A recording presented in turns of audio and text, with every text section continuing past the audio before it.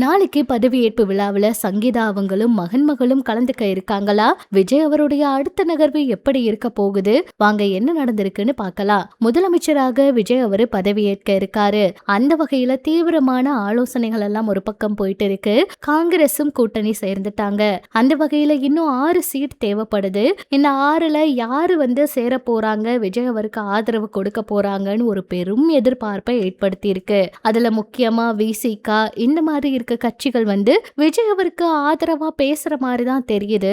பார்க்கும்போது விஜய் அவருக்கு அவங்க 100% ஆதரவு கொடுக்கிற மாதிரி தான் தெரியுது. கண்டிப்பா அவங்க ஆலோசனை பண்ணி விஜய் அவர் கூட ஆதரவு சேர போறாங்கன்னு ஒரு தகவல் வெளியாகி இருக்கு. தீவிரமான ஆலோசனையை கூட ஆளுநர் கூட நடத்தி வராரு விஜய் அவரும். இந்த நிலையில யார் மறுபடியும் அந்த 6 பேர் எந்த கட்சியிலிருந்து சேர போறாங்கன்னு பெரிய கேள்வி இருக்கு. இப்படி ஒரு பக்கம் இந்த விஷயங்கள் எல்லாம் போயிட்டு இருக்க நேரத்துல பதவி ஏற்கிற விழா நேரு உள் விளையாட்டு அரங்கத்துல நடக்க இருக்கு. 5000 பேர் இதுல கலந்துக்க இருக்காங்களாம். தேவையான அத்தனை வேலைகளும் நடந்துகிட்டு இருக்காம். அந்த வேலைகள் எல்லாம் தீவிரமா நடந்துட்டு இருக்க நேரத்துல நிறைய பேர் இதுல கண்டிப்பா விஜய் அவருடைய அம்மா அப்பா கலந்துப்பாங்க, அதே போல மகன் மகளும் சங்கீதா அவங்களும் கலந்துப்பாங்களா அப்படிங்கிற மிகப்பெரிய கேள்வியோட இருக்காங்க. அந்த வகையில ஏற்கனவே விஜய் அவர் ஜெயிச்சதுமே த்ரிஷா அவங்க நேர்ல வாழ்த்து சொல்லிட்டு போனதெல்லாம் ரொம்ப ஆச்சரியமா பார்க்கப்பட்ட விஷயமா இருந்துச்சு. சங்கீதா அவங்க இந்த விவாகரத்து வழக்குன்னு ஒரு பக்கம் போயிட்டு இருந்தாலும் அது பொய்ன்னு எல்லாருமே சொல்லிட்டு இருக்காங்க. ஒரு பக்கம் சங்கீதா அவங்களும் இதுல கலந்துப்பாங்க அப்படிங்கிற எதிர்பார்ப்பும் இருக்கு. ஆனா உண்மையா மீண்டும் அவங்க சேர்ந்து வாழ போறாங்களா, இந்த பதவியேற்பு விழாவிலையும் கலந்துக்க போறாங்களா அப்படிங்கறதெல்லாம் உறுதியா இன்னும் தெரியல.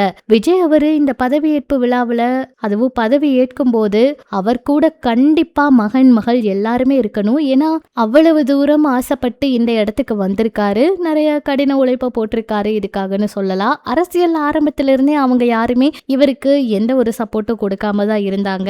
இந்த பதவியேற்பு விழாவிலையாவது அவங்க கலந்துப்பாங்களா அப்படிங்கிற எதிர்பார்ப்பு இருக்கு. என்ன நடக்க போகுதுன்னு பொறுத்திருந்து பார்க்கலாம். எப்படி ஒரு பக்கம் இருக்க நிலையில தமிழக மக்கள், அதாவது தாவைக்க ரசிகர்கள், தொண்டர்கள் எல்லாருமே காத்துக்கிட்டு இருக்காங்க விஜய் அவருடைய இந்த பதவியேற்பு விழாவை பார்க்கறதுக்காக.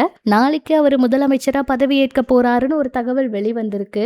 ஆனா இந்த நிலையில ஆளுநர் கூட ஒரு அரை மணி நேரத்துக்கு மேல ஆலோசனை எல்லாம் பண்ணியிருக்காராம் விஜய் அவரும். இந்த ஆலோசனையில என்ன பேசியிருக்காங்க, என்ன முடிவுக்கு வந்திருக்காங்க, மீதி உள்ள 6 பேர் யார் இந்த கட்சிகளை சேர போறாங்கன்னு மிகப்பெரிய எதிர்பார்ப்பா இருக்குங்க.